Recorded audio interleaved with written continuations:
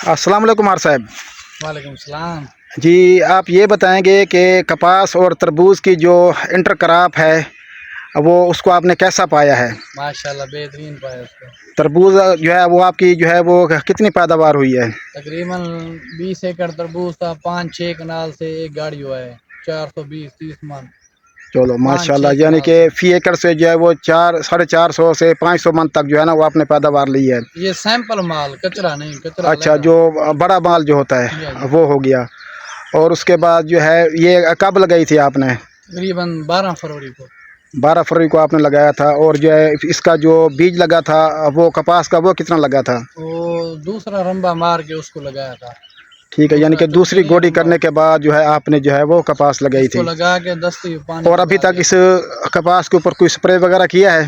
ایک سپرے بھی نہیں کیا، بس صرف ابھی اس کی گوڈی وغیرہ لگوانی ہے پہلے. چلو ماشاء اللہ. السلام علیکم معزز کاشتکاران.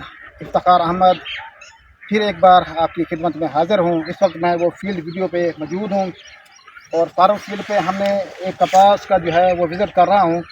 تو یہ مار سبحان کوثر صاحب ہیں، یہ ان کی کپاس ہے. ماشاءاللہ ایک جدت پسند جو ہے وہ کاشتکار ہیں. انہوں نے کپاس اور تربوز جو ہے اس کی جو ہے انٹر کراپ کی تھی. اور ہمارے ہاں جو کپاس اور تربوز کی کاشت جو ہے وہ کافی عرصہ سے آ رہی ہے، ہمارے بزرگ لوگ کرتے رہے ہیں.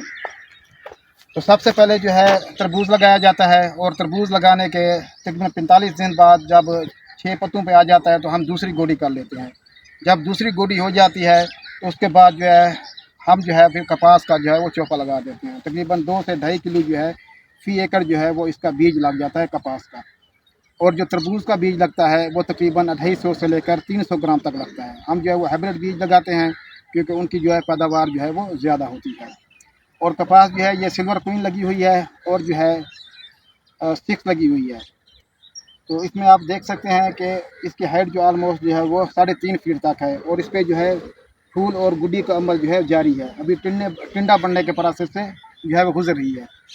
تو ہمارے صاحب نے ریکویسٹ کی کہ ان کا فیلڈ وزٹ جو ہے وہ کیا جائے، ان کو بتایا جائے کہ اس پہ سپرے کرنا ہے یا نہیں سپرے کرنا.